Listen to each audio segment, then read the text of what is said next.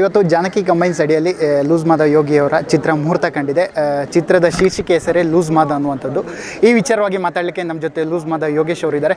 ಬನ್ನಿ ಅವ್ರನ್ನ ಮಾತಾಡ್ತಾ ಹೋಗ್ತೀನಿ. ಸರ್, ಮೊದಲೇದಾಗಿ ನಿಮ್ಮ ಪ್ರೊಡಕ್ಷನ್ನಲ್ಲೇ ಮೂಡುವಂಥ ಸಿನಿಮಾ ದುನಿಯಾ, ಅದರಲ್ಲೇ ನಿಮಗೊಂದು ಒಳ್ಳೆ ಪಾತ್ರ ಕೊಟ್ಟಂಥದ್ದು ಲೂಸ್ ಮಾದ ಅನ್ನುವಂಥ ಕ್ಯಾರೆಕ್ಟ್ರು.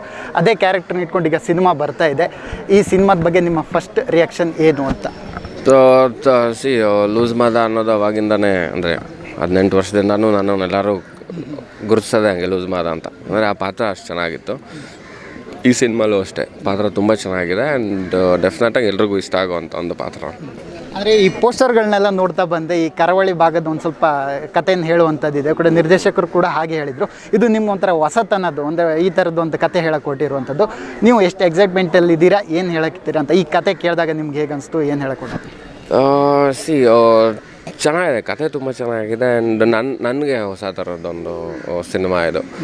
ಕೋಸ್ಟಲ್ ಏರಿಯಾನಲ್ಲಿ ನಡೆಯುವಂಥ ಒಂದು ಕತೆ ಚೆನ್ನಾಗಿದೆ.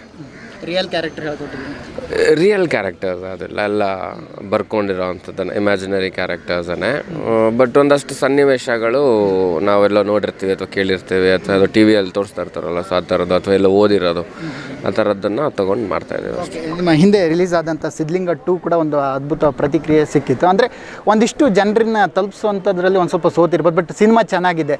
ಯೋಗಿಯವರು ನಿಮ್ಮ ಜಾನರ್ನ ಹೊರಗಡೆ ಬಂದು ಡಿಫ್ರೆಂಟಾಗಿ ಮಾಡಿರುವಂಥ ಒಂದು ಕ್ಯಾರೆಕ್ಟರ್ ಅದು. ಬಟ್ ಇಂಥ ಸಿನಿಮಾಗಳಿಗೆ ಒಂದಿಷ್ಟು ಪ್ರತಿಕ್ರಿಯೆ ಸಿಕ್ಕಿಲ್ಲ ಅಂದಾಗ, ಬಟ್ ಮುಂದಿನ ಅಂದರೆ ಸ್ಕ್ರಿಪ್ಟ್ ವಿಚಾರದಲ್ಲಿ ಏನಾದರೂ ಯೋಗಿಯವ್ರ ಸೆಲೆಕ್ಷನ್ ಏನಾದರೂ ರಾಂಗ್ ಆಗಿರ್ಬೋದಾ, ಏನು ಅನಿಸುತ್ತೆ ಈ ಥರದ್ದೊಂದು ಇದಾದಾಗ ಅನಿಸುತ್ತೆ? ಅದೇನಾಗುತ್ತೆ, ಇವಾಗ ನಾವು ಮಾಡೋವಾಗ ಎಲ್ಲ ಸಿನಿಮಾ ಚೆನ್ನಾಗಾಗುತ್ತೆ ಅಂತಲೇ ಅಂದ್ಕೊಂಡು ಮಾಡೋದು. ಬಟ್ ಅದು ನಾವು ಯಾವ ರೀತಿ ಎಕ್ಸಿಕ್ಯೂಟ್ ಮಾಡಿ ರಿಲೀಸ್ ಮಾಡಿರ್ತೀವಿ ಅದ್ರ ಮೇಲೆ ಡಿಪೆಂಡ್ ಆಗುತ್ತೆ. ಕೆಲವು ಚೆನ್ನಾಗಿ ಆಗ್ಬಿಡುತ್ತೆ, ಕೆಲವು ಚೆನ್ನಾಗಾಗಲ್ಲ.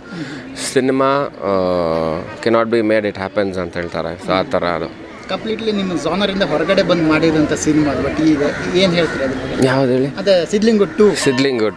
ಸಿದ್ಲಿಂಗು ಫಸ್ಟ್ ಮಾಡಿದ್ನಲ್ಲ ನಾನು, ಸೇಮ್ ಅದೇ ಜಾನರ್ ಅಲ್ವಾ. ಸಿದ್ಲಿಂಗು 2 ಅದೇ ಕಾಮಿಡಿ ಸಿನಿಮಾ, ಜೊತೆಗೆ ಒಂದು ಸ್ವಲ್ಪ ದೇವ್ರ ಭಕ್ತಿ ಇರೋ ಅಂಥದ್ದು ಚೆನ್ನಾಗೇ ಆಯಿತು. ಅಂದರೆ ತೀರಾ ಕೆಡದಾಗ ಏನಾಗಲಿಲ್ವಲ್ಲ, ಇಷ್ಟ ಆಯಿತು ಎಲ್ರಿಗೂ.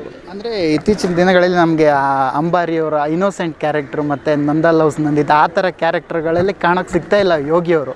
ಬಟ್ ಜನರು ನಿಮ್ಮನ್ನು ಅದೇ ಕ್ಯಾರೆಕ್ಟ್ರಲ್ಲಿ ನೋಡೋಕ್ಕೆ ಇಷ್ಟಪಡ್ತಾರೆ. ಬಟ್ ಮುಂದಿನ ದಿನಗಳಲ್ಲಿ ಆದರೂ ಆ ಥರದ್ದು ಬರ್ಬೋದಾ ಏನು ಅಂತ? ಯಾಕಂದರೆ ಆ ಕ್ಯಾರೆಕ್ಟ್ರಲ್ಲಿ ನಿಮ್ಗೆ ತುಂಬ ಇಷ್ಟಪಟ್ಟಿದ್ದಾರೆ ಜನರು, ಆ ಕಾರಣದಿಂದ ಕೇಳ್ತಿರೋದು. ಮಾಡ್ತೀನಿ ಸರ್, ನೀವು ಹೇಳ್ತಿದ್ದೀರ ಅಂದಮೇಲೆ ಮಾಡ್ತೀನಿ ಡೆಫಿನೆಟ್ಲಿ. ಕತೆಗಳು ಸಿಗಬೇಕಲ್ಲ, ಸೊ ಕತೆ ಸಿಕ್ಕಿದ್ರೆ ಖಂಡಿತವಾಗ್ಲೂ ಮಾಡ್ತೀನಿ. ಗೊತ್ತೇ ಸರ್, ನಿಮ್ಮ ಕೊನೆಯದಾಗಿ ಕೇಳಬೇಕಂದ್ರೆ, ಈ ಸಾಮಾಜಿಕ ಜಾಲತಾಣದಲ್ಲಿ ನಿಮ್ಗೆ ಗೊತ್ತಿದೆ ಈ ಥರ ಒಂಥರ ಕೋಲ್ಡ್ ವಾರ್ ನಡೀತಿದೆ, ಫ್ಯಾನ್ ವಾರ್ ಅಂತಲೇ ಹೇಳ್ಬೋದು. ಬಟ್ ಈ ಘಟನೆ ಎಲ್ಲ ನಿಮ್ಮ ಗಮನಕ್ಕೆ ಬಂದಾಗ ನೀವು ಏನಕ್ಕೆ ಹೇಳೋಕ್ಕೆ ಇಷ್ಟಪಡ್ತೀರಾ ಅಂತ? ಬಟ್ ನೀವು ಗಮನಿಸ್ತಿರ್ತಾರೆ ಅಂದ್ಕೊಳ್ತೀನಿ, ಏನು ಹೇಳ್ತೀರಾ ಅಂತ ಈ ಘಟನೆ ನಮ್ಮ ಸ್ಯಾಂಡಲ್ವುಡ್ಡಲ್ಲಿ ಆಗ್ತಿರುವಂಥದ್ರ ಬಗ್ಗೆ? ತುಂಬ ತಪ್ಪು ಸರ್, ಆಗಬಾರ್ದು. ಇದು ಆಗ್ತಿರೋದು ತುಂಬ ಕೆಟ್ಟ ಒಂದು ವಿಚಾರ. ಸೊ ಇದಕ್ಕೆ ಆದಷ್ಟು ಬೇಗ ಕಡಿವಾಣ ಹಾಕಿ ನಿಲ್ಲಿಸಿದ್ರೆ ತುಂಬ ಒಳ್ಳೆಯದಾಗುತ್ತೆ. ಯಾರ್ಯಾರು ಆ ಥರ ಮಾಡ್ತಿದ್ದಾರೆ ಅವ್ರಿಗೊಂದು ಪನಿಷ್ಮೆಂಟ್ ಆದರೆ ಎಲ್ಲರಿಗೂ ಬುದ್ಧಿ ಬರುತ್ತೆ. ಸೊ ಎಲ್ಲ ನಿಲ್ಲಿಸ್ತಾರೆ, ಅದಾಗಬೇಕಷ್ಟೆ. ಅಂದರೆ ಏನೇ ಆದರೂ ಕೂಡ ಕಾನೂನು ಅನ್ನುವಂಥದ್ದು ಒಂದಿದೆ. ನಾವು ಕಾನೂನಿಗೆ ವಿರೋಧವಾಗಿ ಮಾತಾಡಲಿಕ್ಕೆ ಯಾವುದೂ ಸಾಧ್ಯ ಇಲ್ಲ. ಬಟ್ ಇವಾಗ ಆಗ್ತಿರೋದು ಏನಂದರೆ, ನಮಗೇನಾದರೂ ಮಿಸ್ಟೇಕ್ ಆಗಿದ್ರೆ ನಾವು ಪೊಲೀಸ್ ಹತ್ರ ಕಂಪ್ಲೇಂಟ್ ಕೊಡ್ಬೋದು, ಅದಕ್ಕೆ ಇದು ಮಾಡ್ಬೋದು. ಬಟ್ ಇವಾಗ ನಿಮ್ಗೆ ಗೊತ್ತಿರ್ಬೋದು ಈ ವಿಚಾರ ಅಲ್ಲ ಆದಮೇಲೆ ಪ್ರಥಮ್ ಅವರು ಕೂಡ ದರ್ಶನ್ ಅವ್ರ ಅಭಿಮಾನಿಗಳು ಕೆಟ್ಟದಾಗಿ ಕಮೆಂಟ್ ಮಾಡ್ತಿದ್ದಾರೆ ಅಂತಲೂ ಕೂಡ ಅವರು ಆರೋಪ ಮಾಡಿದರು. ಈ ಹಿನ್ನೆಲೆಯಾಗಿ ತೀರಾ ಪರ್ಸ್ನಲ್ ಆಗಿ ದರ್ಶನ್ ಅವ್ರನ್ನ ಅಟ್ಯಾಕ್ ಮಾಡ್ತಿರುವಂಥದ್ದು, ಇದು ಎಷ್ಟರ ಮಟ್ಟಿಗೆ ಸರಿ ಅನ್ನುವಂಥದ್ದು ನಾನು ಕೇಳ್ತಾ ಇರೋದು. ಸರ್, ಇದು ಪ್ರಥಮ ವಿಷಯ ನನಗೆ ಅಷ್ಟು ನೀಟಾಗಿ ಗೊತ್ತಿಲ್ಲ ಸರ್ ಏನಾಗಿದೆ ಅಂತ. ಸೊ ನಾನು ಅದ್ರ ಬಗ್ಗೆ ಮಾತಾಡೋದು ಸರಿ ಹೋಗಲ್ಲ. ನನಗೆ ಗೊತ್ತಿದ್ರೆ ಮಾತಾಡ್ತಿದ್ದೆ ಪ್ರಥಮ ವಿಷಯ ಅಂತ. ಲೈಸ್ ಯಾವುದೇ ಆ್ಯಕ್ಟರ್ ಆಗಲಿ ಮಾತಾಡೋಕ್ಕೆ ಹೋಗ್ಬಾರ್ದು. ಆ ಥರ ಆ್ಯಕ್ಟರೇ ಅಂತಲ್ಲ ಸರ್, ಈಗ ತುಂಬ ಜನಕ್ಕೆ ನಾರ್ಮಲ್ ಜನಕ್ಕೂ ಹೋಗ್ತವೆ ಮೆಸೇಜ್ಗಳು ಈ ಥರ ಅಲ್ವಾ. ಸೊ ಅದೆಲ್ಲ ನಿಲ್ಲಬೇಕು, ನಿಂತರೆ ತುಂಬ ಒಳ್ಳೆಯದು ಅದು.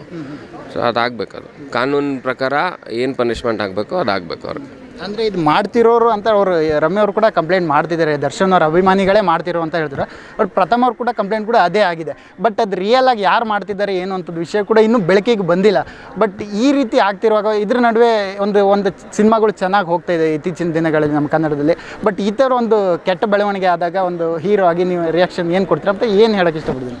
ಸರ್, ಹೀರೋ ಆಗಿ ಅಂತಲ್ಲ ಸರ್, ಒಬ್ಬ ನಾರ್ಮಲ್ ಮನುಷ್ಯರಾಗಿ ಯೋಚನೆ ಮಾಡಿ ಹೇಳಿದ್ರು ಒಂದೇ ಹೇಳೋಕ್ಕೆ ಸಾಧ್ಯ. ಇವಾಗ ದಯವಿಟ್ಟು ನಿಲ್ಲಿಸ್ಬಿಡಿ, ಈ ಥರದ್ದೆಲ್ಲ ಮಾಡೋಕ್ಕೆ ಹೋಗ್ಬೇಡಿ. ಅದು ತುಂಬ ಒಳ್ಳೆಯದಲ್ವೇ ಅಲ್ಲ. ಅದು ಎಲ್ಲ ವಿಷಯ ಥರ ನೀವು ಎಲ್ಲ ವಿಚಾರದ ಬಗ್ಗೆ ನೀವು ಯೋಚನೆ ಮಾಡಿದ್ರೆ ತುಂಬ ತಪ್ಪದು. ಸೊ ಮಾಡಿ ನಿಲ್ಲಿಸ್ಬಿಡಿ, ಮಾಡೋಕ್ಕೆ ಹೋಗ್ಬೇಡಿ ಯಾರಿಗೂ ನೀವು ಮೆಸೇಜ್ಗಳನ್ನ. ನಿಮ್ಗೆ ಇಷ್ಟ ಇಲ್ಲ ಅಂದರೆ ಇಗ್ನೋರ್ ಮಾಡಿಬಿಡಿ ಅವ್ರನ್ನ, ತುಂಬ ಒಳ್ಳೆಯದು. ಅದನ್ನು ಬಿಟ್ಟು ತೀರಾ ಸೈವಾಗಿ ಮಾತಾಡೋದು ತಪ್ಪು. ಅಂದರೆ ನೀವು ಮೊದಲಿಂದನೂ ಕೂಡ ಹೇಳ್ತಾ ಇದ್ರಿ, ನಾನು ಕೂಡ ದರ್ಶನ್ ಅವರ ಅಭಿಮಾನಿ ಅಂತಲೂ ಹೇಳಿದೆ. ಅವ್ರ ಜೊತೆ ಒಂದು ಸಿನಿಮಾ, ಒಂದು ಸ್ಕ್ರೀನ್ ಶೇರ್ ಮಾಡೋದು ಒಂದು ಆಸೆ ಅಂತೆಲ್ಲ ಹೇಳ್ತಿದ್ರು. ಬಟ್ ಆ ಆಸೆ ಇನ್ನೂ ಆಸೆಯಾಗಿ ಉಳಿದಿದೆ. ಮುಂದಿನ ದಿನಗಳಲ್ಲಿ ಆದರೂ ಅದು ಆಗುತ್ತಾ ಏನು ಅಂತ ಅದರ ಯೋಚನೆ ಬಗ್ಗೆ ಏನಾದರೂ? ಸರ್, ಕೆಲಸ ಮಾಡೋಕ್ಕೆ ಅವಕಾಶ ಸಿಕ್ಕರೆ ಖಂಡಿತವಾಗ್ಲೂ ಕೆಲಸ ಮಾಡ್ತೀನಿ. ನಾನು ಎಲ್ಲರ ಜೊತೆನೂ ಆ್ಯಕ್ಟ್ ಮಾಡೋಕ್ಕೆ ಇಷ್ಟಪಡ್ತೀನಿ. ನಾನು ಶಿವಣ್ಣ ಜೊತೆ ಆ್ಯಕ್ಟ್ ಮಾಡಿದ್ದೀನಿ, ಕಿಟ್ಟಿ ಅಣ್ಣನ ಜೊತೆ ಮಾಡಿದ್ದೀನಿ, ಅಪ್ಪು ಅಣ್ಣನ ಜೊತೆ ಮಾಡಿದ್ದೀನಿ, ಧನು ಜೊತೆ ಆ್ಯಕ್ಟ್ ಮಾಡಿದ್ದೀನಿ. ಈಗ ಎಲ್ಲರ ಜೊತೆನೂ ಆ್ಯಕ್ಟ್ ಮಾಡೋಕ್ಕೆ ಇಷ್ಟ. ನನಗೆ ಅವಕಾಶ ಸಿಕ್ಕರೆ ಖಂಡಿತವಾಗ್ಲೂ ಆ್ಯಕ್ಟ್ ಮಾಡ್ತೀನಿ. Okay sir, all the best. Thank you. SS TV cinema ಜಗತ್ತಿನ ಕ್ಷಣ ಕ್ಷಣದ ಸುದ್ದಿಯೊಂದಿಗೆ.